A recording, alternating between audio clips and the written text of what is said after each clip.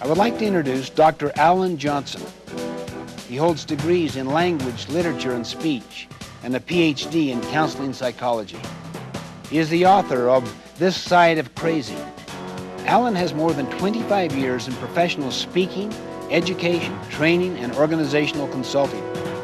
He is an acclaimed keynote speaker with the ability to convert theory into real-life application. Hi, I'm Alan Johnson. I have the best job in town to help others discover for themselves personal truth. My tools of the trade are keynote speaking and entertaining. Keynoting. Today's sophisticated audiences deserve an approach that strikes on 4 fronts: humor, teaching, storytelling, and coaching. And here I am, the fly on the wall. And I'm watching you. Wow, I feel good. Let me back up a little bit. The first way is through new information. Hey, Ed, looking bad, give me 5. All right. That's right. We got it. It's a beautiful day in the neighborhood, a beautiful day for a neighbor. Won't you be mine? Could you be mine? It's a neighborly day in this beauty wood, a neighborly day for a beauty. Won't you be mine? Could you be mine? Hi, neighbor.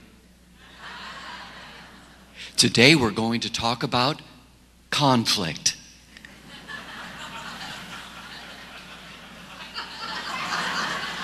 I put the trumpet to my lips.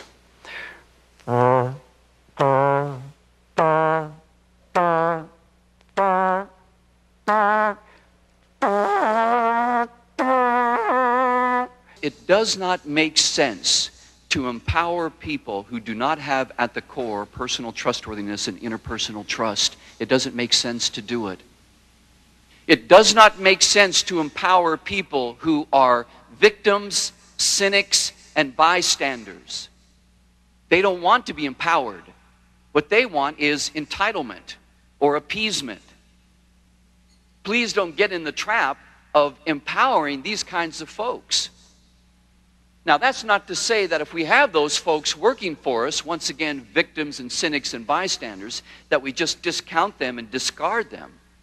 What they need is the core of trustworthiness and interpersonal trust. They need the kinds of concepts that we talk about when we talk about the 7 habits of highly effective people. Habit 1 is responsibility. It's about responsibility. It is to be proactive. It is what the victim needs. They need to recognize they make choices. What does a cynic need? They need habit 2. Habit 2 is to begin with the end in mind. It's about having a vision. You see, cynics don't have a vision. And what do the bystanders need? They need commitment.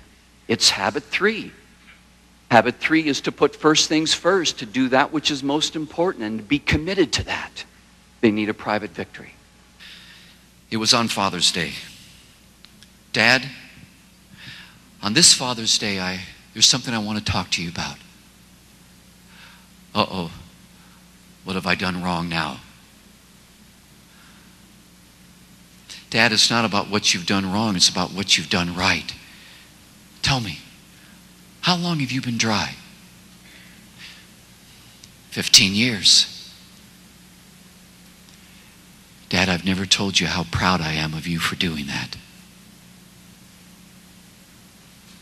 Thank you, son. And Dad, I want you to know that I forgive you for the hurt that I felt as a child. Thank you, son.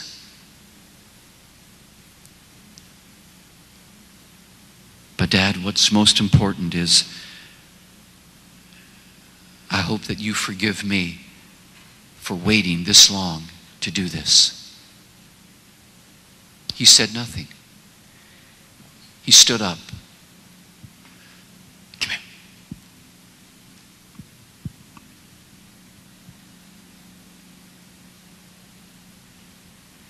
And he gave me the longest sweetest hug of my life.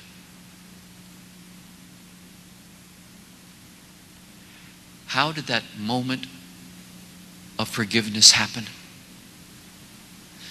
It was through the use of the 4 human endowments, folks. And it's what we all have.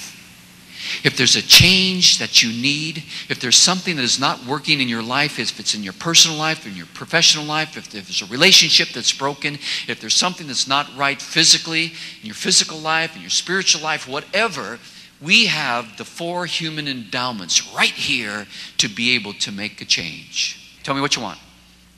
I want to increase our channels of distribution, and I want to hire more good people, and I'm going to do it. Okay. Keep pushing. Keep pushing. Keep pushing. So let me understand, how would that be an advantage for the organization? We would have much more growth, profitable growth, and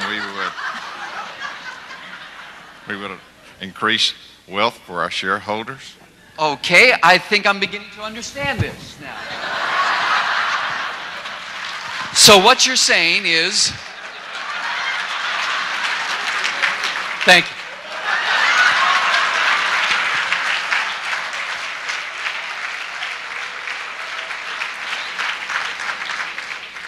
You always did want to lead, didn't you? Yes, yes, I did.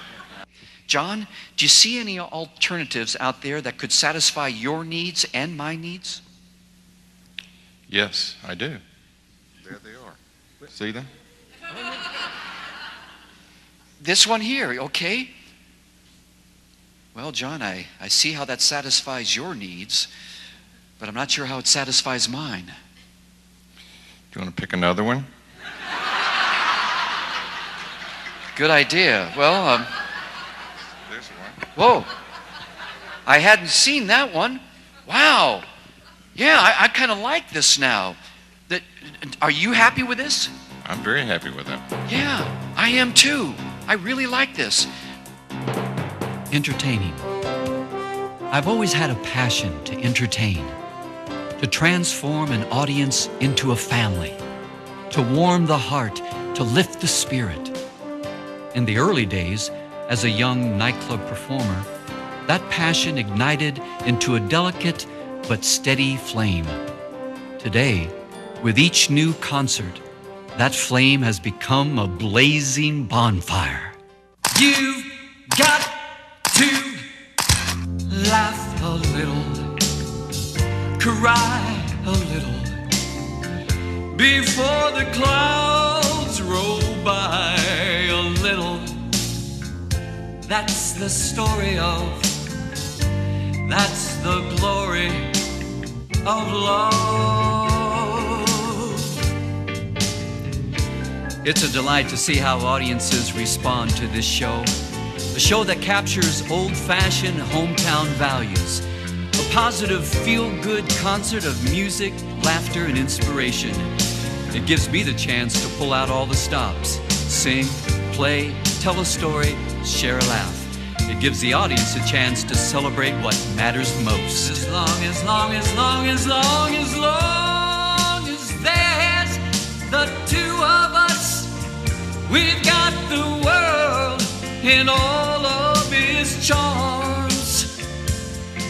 And when the world is through with us, we've got each other's arms. You've got to lose a little, and you've got to win a little, and you've got to sing the blues a little. That's the story of, that's the glory of love.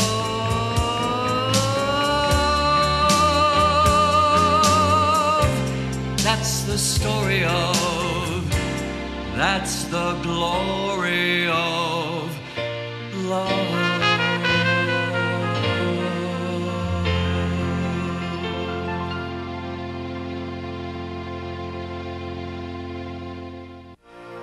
At the conclusion of the program, it was as if a mystical bond of some sort had been created among the participants. We were all touched and transformed by the seminar.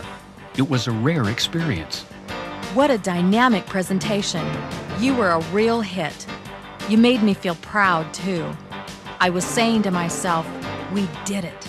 We picked the right guy when we picked Dr. Johnson as our seminar speaker. I was so pleased and proud to see the standing ovation at the end of your presentation. We have succeeded in bringing to our professionals the most celebrated names in the business, including Mike Vance, Dennis Waitley, Ken Blanchard, Buck Rogers, Art Linkletter. All of these programs have been constructive and well received, but no one has done a better job of connecting with our audience than you did. It was a wonderful combination of message and messenger. I don't have any more time for foolishness.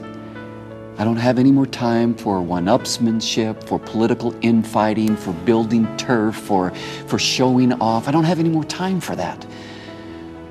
I figure all I have time for is making a difference, leaving a legacy. How can I add value to the lives of others? That's why I do what I do.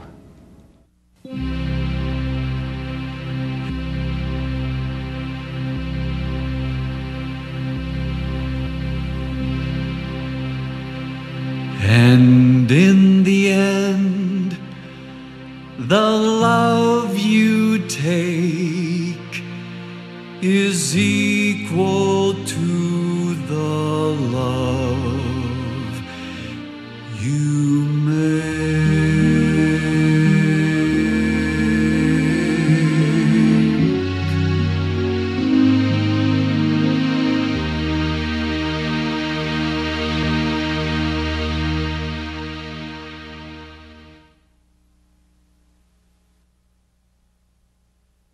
David, I'll tell you what I'd like you to do. Link your arm with mine, would you?